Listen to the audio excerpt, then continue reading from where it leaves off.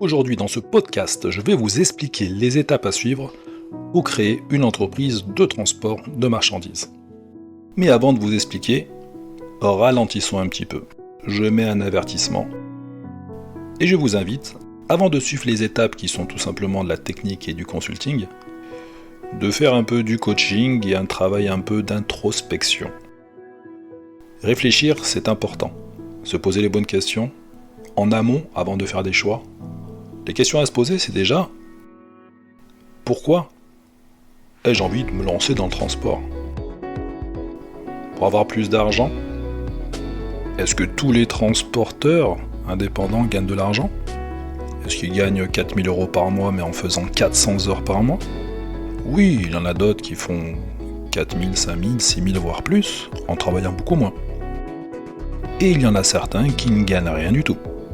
Pour avoir plus de liberté? Ok. Qu'est-ce que tu entends par liberté d'ailleurs? Plus de temps? Est-ce que tu penses que dans le transport tu auras plus de temps? Tu ne le sais pas, demande à des personnes qui sont dans le transport s'ils ont plus de temps ou pas. Tu veux te lancer dans le transport parce que tu ne sais pas pourquoi, et tu as vu des amis le faire et tu peux le faire. Si pour toi ce sont des bons arguments, pourquoi pas? Cependant, il faut prendre le temps de se poser les questions et de se dire quels sont les freins et obstacles qui peuvent arriver, ou qui existent déjà.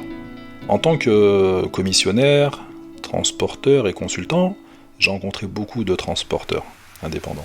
Il y avait des similitudes avec ceux qui travaillaient, qui avaient une belle activité, et les autres qui galéraient. Peut-être tu es dans ce cas-là, et donc il y a peut-être des choses à faire en amont. Déjà, est-ce que j'ai assez de trésorerie pour débuter mon activité? Est-ce que ma situation personnelle me permet, pendant un moment, d'être vraiment pris, de moins avoir de temps disponible pour mes proches, de ne pas avoir forcément au début une rentrée d'argent régulière? Est-ce que j'ai un réseau dans le transport qui peut me permettre de débuter mon activité rapidement? Est-ce que je sais comment trouver des clients? Est-ce que tu t'exprimes correctement en français? Tu n'as pas un accent prononcé, ou le vocabulaire c'est un peu compliqué? Oui, en effet, cela peut paraître injuste, mais c'est une réalité que j'ai constatée.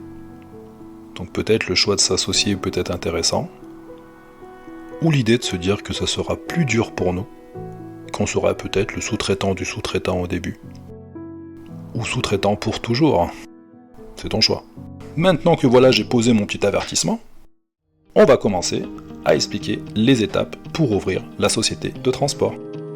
Dans un premier temps, vous devez obtenir l'attestation de capacité professionnelle.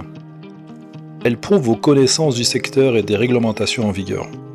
Je vous invite à la passer et éviter de passer par un gestionnaire externe pour la petite capacité. Passer par un gestionnaire externe pour la plus 3,5 peut être plus compréhensible étant donné qu'elle est un peu plus difficile d'accès. Cette attestation s'obtient après avoir suivi une formation. Cependant, il est possible dans certains cas, si vous avez une expérience et un diplôme dans le domaine de la logistique et du transport, vous pouvez obtenir cette attestation par équivalence. Une fois ces démarches accomplies, il sera temps pour vous de choisir la forme juridique. Je ferai certainement une vidéo qui va parler de ce domaine qui est très important. Je vous invite à vous faire accompagner pour le choix de la forme juridique, étant donné qu'elle dépend de pas mal de facteurs. Cette décision dépendra de vos besoins, de la rémunération souhaitée, ou si vous souhaitez une couverture sociale, etc.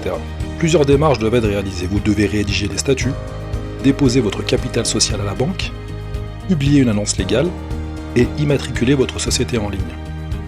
Une fois toutes ces démarches effectuées, il sera temps de valider votre inscription et de vous inscrire au registre des transporteurs. En effet, pour avoir le droit d'exercer le métier de transporteur routier de marchandises, vous devez justifier d'une capacité financière suffisante pour acquérir et gérer le matériel indispensable à votre activité. Ce montant, qui peut être déposé dans le capital social, pas de l'argent bloqué. À partir du moment où vous déposerez votre cabis, vous débloquerez ce montant pour votre société de transport. Enfin, vous devez également conserver une copie de votre licence de transport dans chaque véhicule et renouveler les licences avant leur expiration. Donc là, tu viens de comprendre un peu le process pour la création de ta société de transport.